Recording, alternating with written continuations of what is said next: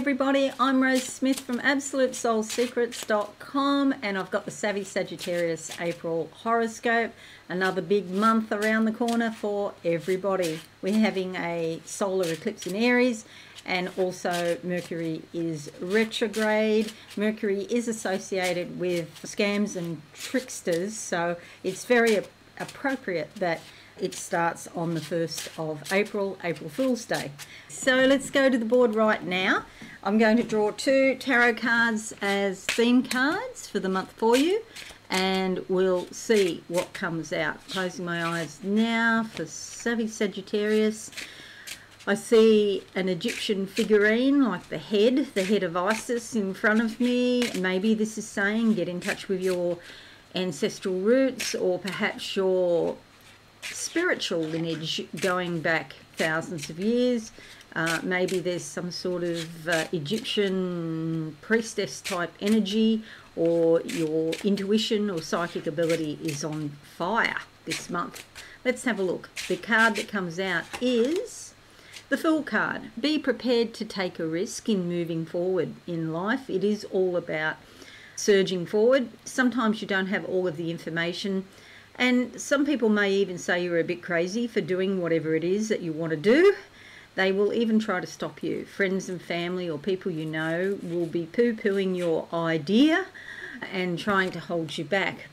However, the universe does have a sort of a, I don't know, sort of a positivity, or looks fondly upon people who take calculated risks. Now, not foolhardy risks, but educated, thoughtful risks. It might be, and if you don't try it, you'll never know. I mean, there's plenty of things I've tried over the decades that have failed, but you've only got to get one right and then you're sitting pretty. So I say keep on trying, and whenever you have a so-called failure, then look at it and learn from that experience. Eventually you're gonna strike gold in some respect. You could end up in the drink when you step off this promontory, try something. You could end up in the drink, but you could also find sunken treasure, so that could be very valuable. Alternatively, you could sprout wings and fly, and that would be good too. Action needs to be taken so that you can grow. See all this green here? So step forward and have a crack. All right, it's a major arcana card. It can affect your life direction for quite a long time, not just April, but for some months or even years. Now, the second half of April, what do I see? Savvy Sagittarius, just waiting for a picture here. I am getting a lot of green coming through. This could be your money, but it's also about growth and opportunity as well. I'm now in a car driving, and I look in the mirror, the side view mirror, and it's like it's giving me a picture of what's happening behind me. So yes, you might glance back at the past in your life and look back on the past, but don't get stuck there. It's really important just to keep on going. Now I'm out in space, and it's like the big picture. You're being called to look at the big picture. You might glance at the past. Don't get stuck there. Keep moving forward, looking at the big picture. Let's see what card we get for the second half of April. I'm going to go back. Oh no, I'll take this one on top. Two of Wands. There may have been some limitations around you. However, those limitations are now minimizing. Maybe you feel stronger with the Two of Wands, this sort of motivational energy. It might be that you've been sad about something or despondent about something, but the limitations are less than what they were previously. So I would say again, step out, make a decision. Despite whatever your feelings are, make a decision to free yourself from your current confines. It does require energy. You've got to get that energy from somewhere. Otherwise, you're just going to stay in your nice little enclosed box. So step forward, just never know where it might lead you to. All right, these are your two cards. Let's see how they play out in the actual horoscope, because now I'm going to make this bigger like that. So you and Scorpio are the only star signs to have an aspect pattern to begin the month with. And you have a talent triangle here. It's a minor grand trine involving the moon. This will literally last for hours on the first day of the month only. So we have the moon, Saturn, and also Uranus here in your 6th house. Uranus and the moon combining their energies towards Saturn in your 4th house of home and family. So it could be that something to do with your home or your family has been restricted. You haven't been able to do what you want because maybe there's contention at home or restraints or resistance to you stepping out to do something that you want to do. Your responsibilities with your family are holding you in a certain place. Maybe it's time this month to start thinking about, yes, you have responsibilities, however, there's another way to look at the situation so that you can be more free, so that you can be released from any situation. So it looks like, looking at the cards and looking at this, you may have on the first day of the month, you may have a little mini template of ways that you can free yourself in the rest of the month. So that's something to look to. We have Mercury retrograde from the 1st of April to the 25th of April in Aries. Now you should add another week either side of those dates because Mercury is in shadow period. It's not a great time to sign contracts or important agreements. It is a great time to pick up things that you started, say, before the 24th of March, a week before. Anything you started before may come back to you so that you can complete it. You may also hear old friends, lovers, people you used to know, people you used to go to school with, for example. You may hear news, something from the past may come back. It could be to do with your creativity, your childhood, or perhaps romance, because Mercury's here in your 5th house. The 5th house is actually going over this way because there's so much happening in there. It's a regular planetary party.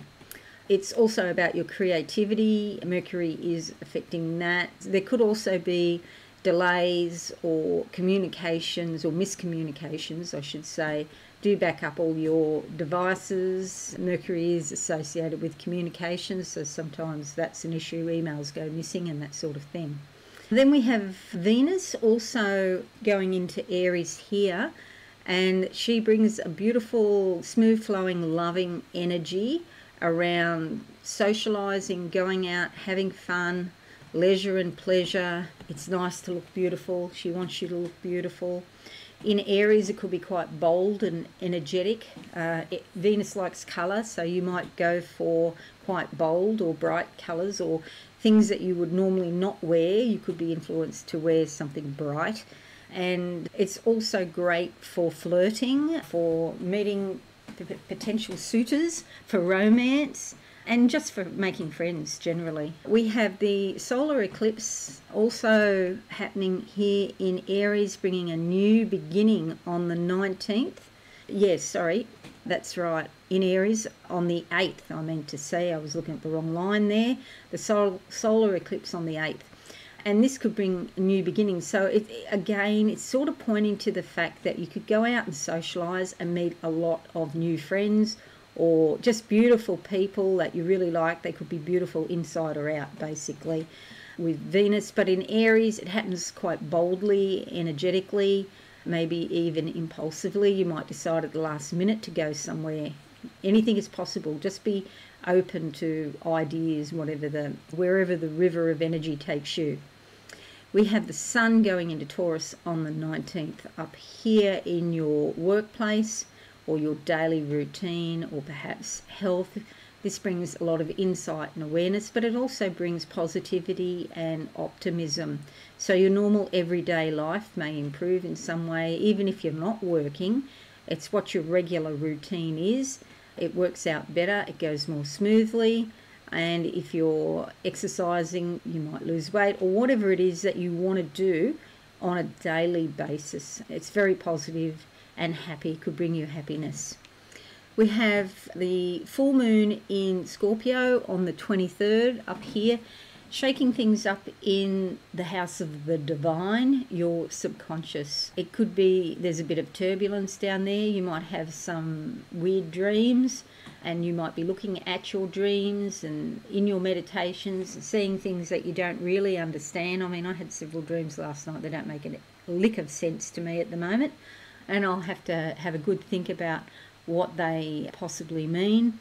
But there's some sort of rumblings or ructions underneath in your subconscious, and you could have quite intense feelings around it, because in Scorpio it's quite deep.